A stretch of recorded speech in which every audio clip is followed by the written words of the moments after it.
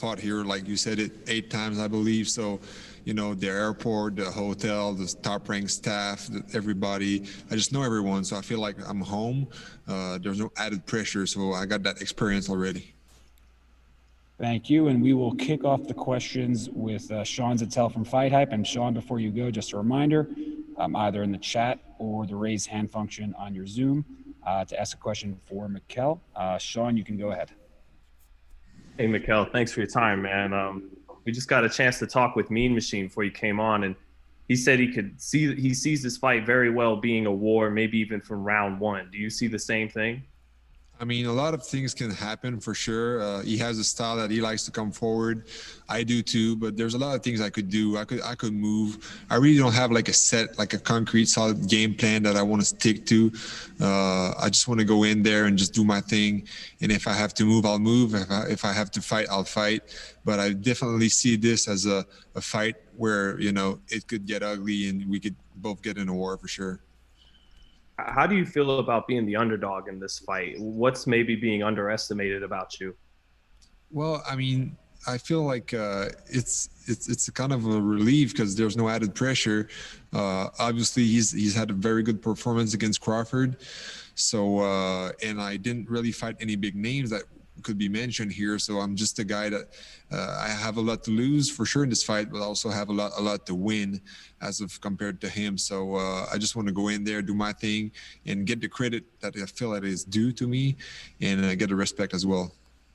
Yeah, what'd you think of Kavaliauskas in watching that last fight with Terrence Crawford? What'd you think of that fight? I was there. I was ringside at the fight, and I thought it was a great fight. I thought it was pretty close until Crawford just decided that he would just break him mentally and just went in and made it an ugly fight. But I know Kavaliauskas. He's fought on my undercards before on fights when I was like a top prospect with Top Rank, and he would fight like on the lower end of the card. But he's a talented fighter. He's been to the Olympics twice, and he's a very skilled guy. I just see some flaws in his game that I can exploit.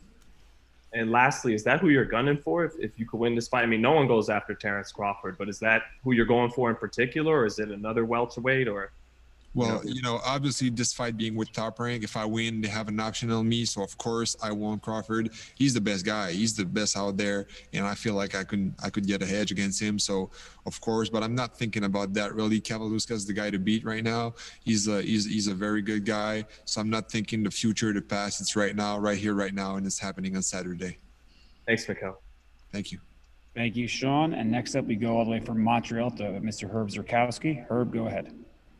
Hey, thanks so much, Mikael. Thank you for your time.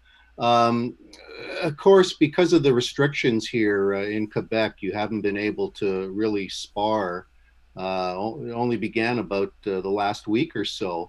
Has that caused you any problems preparing for this fight? How have you gotten around that? I will not really dive deep into it. I just want everybody to know that I would not come in a fight without proper preparation. I would not go in a fight going in to lose.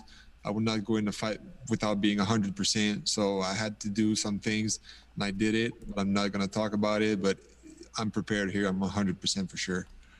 At age 31, fighting in Vegas like this, main event on an ESPN card, certainly you've been overshadowed by some other guys here in this province. Just can you talk about what this opportunity means to you and what it could lead to? It's huge. At this point of my career, I really needed that. I've been begging for a fight, calling people out. I told Yvonne, Top Rank knew. They offered a couple of guys that I didn't. I just said, let's go. They were on short notice. So I said, just give me 2 weeks, but I never turned the fight down. They offered me a lot of guys that I just said yes. And it turned out to be at the end, they told me, would you be ready in 6 weeks? I said, yes, for sure. And they said, okay, Kavaliauskas. I said, it's perfect. Let's go. What are you expecting from the guy you're fighting? I think he's going to bring his A game. He lost. He's coming back from a draw and a loss. Two very good fighters. Obviously, Crawford's the top guy, and he did a good show out there, and it was a close fight. So, but I think he really needs a win here. He really needs it, and so do I. I really need a win too. So it's a big opportunity for me to showcase everything and to get the respect that I feel that I need right now. But he's a very good fight. He's fast, he's strong, and I'm like that too. I just feel like I've been through, you know, different opponents when I learned a lot more, I feel like. And just finally, because I know there are other people waiting in the queue to speak with you. Of course, Vegas is the site where you suffered your only loss. I read your father, who's your trainer, of course, said that you choked that night. Would you agree with that assessment? And how do you push something like that out of your mind? Oh, obviously, I totally choked. It wasn't like I was supposed to win that fight. I was a highly, you know, I was favorite in that fight to win, and I just I had a bad night. I feel like it could happen to everyone, but you know, in boxing, it costs a lot when that happens. But I really accepted the loss. I took it like a man. I digested it and I learned from it. And I'm not even thinking about that, you know, being in Vegas. I'm just excited to be here. And I feel like we got a good setup here to have a great fight. Great. Thank you. Good luck. Thank you. And we move forward to Jake Donovan from Boxing Scene. Jake, please go ahead. Thanks, Evan. Appreciate it. Yeah, so I just wanted to ask, I know your goal is to get to Terrence Crawford. So with that, how long has a fight like this been on your radar?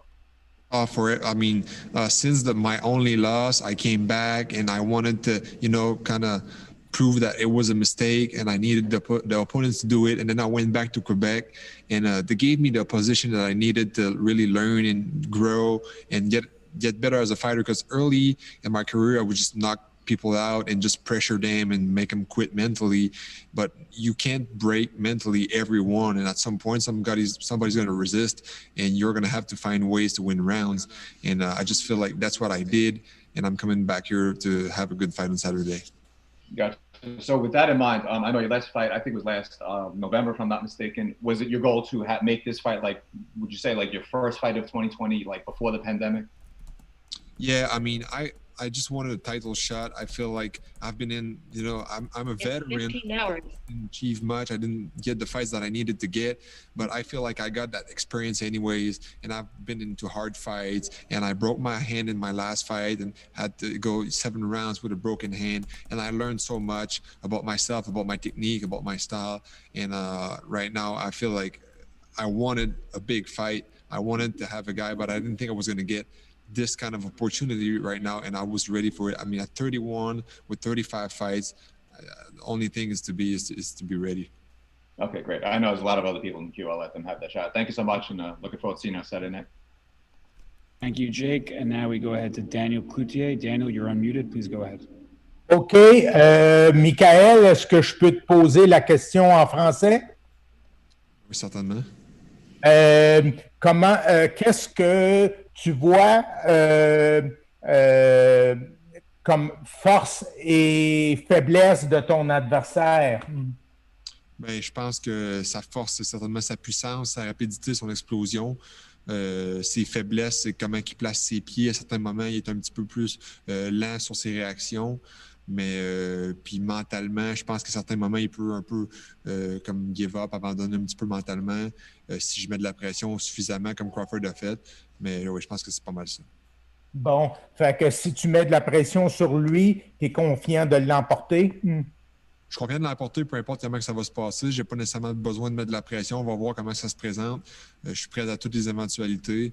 Puis j'arrive là préparé avec un mindset que ça me prend une performance, il faut être moi dans le moment présent, puis peu importe ce qu'il va m'offrir, je vais avoir quelque chose pour y répondre. Bon, ben je suis de tout cœur avec toi. Merci.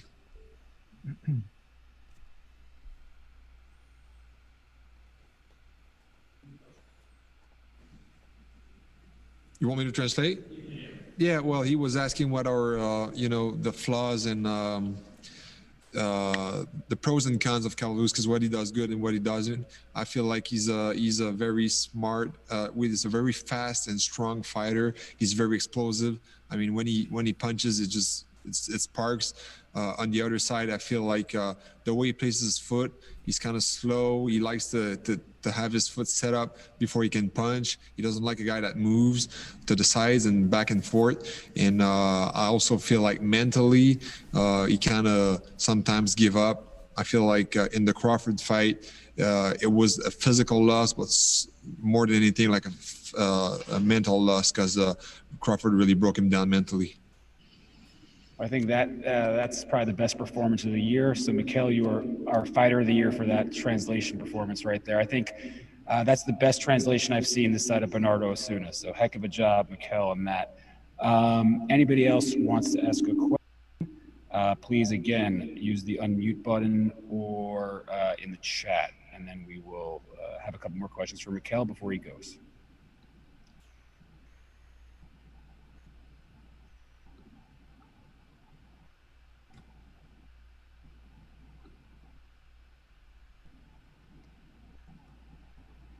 Looks like we have one more, guys, so just hold on 1 second, please.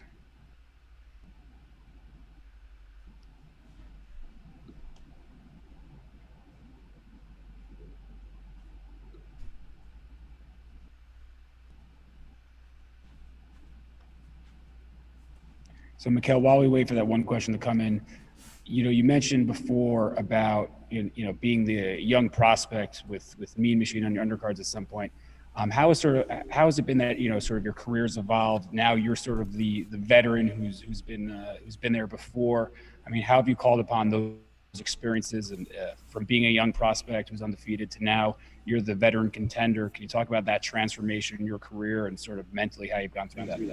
Yeah, it's certainly like the way I matured and understood boxing a little more. Like I said, I can't just be a prospect and knock everybody out. It's not going to happen. At some point when you reach a certain level, guys are just going to stay there and take the punch, and you have to find ways to when I was younger, my way to win the fight was to scare the guy off and beat him down, and he was going to quit or I was going to knock him out.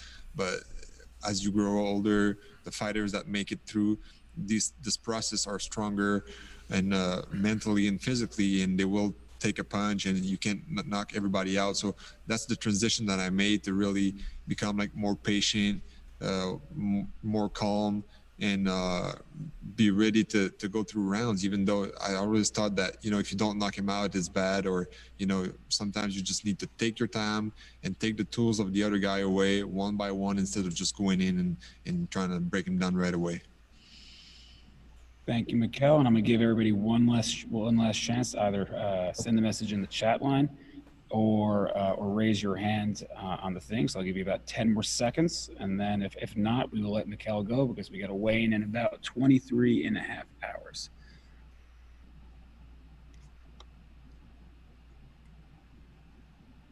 Well, we got a bunch of people in the chat, but a bunch of shy people who don't want to ask any questions. But Mikael, again, thank you so much for joining us today.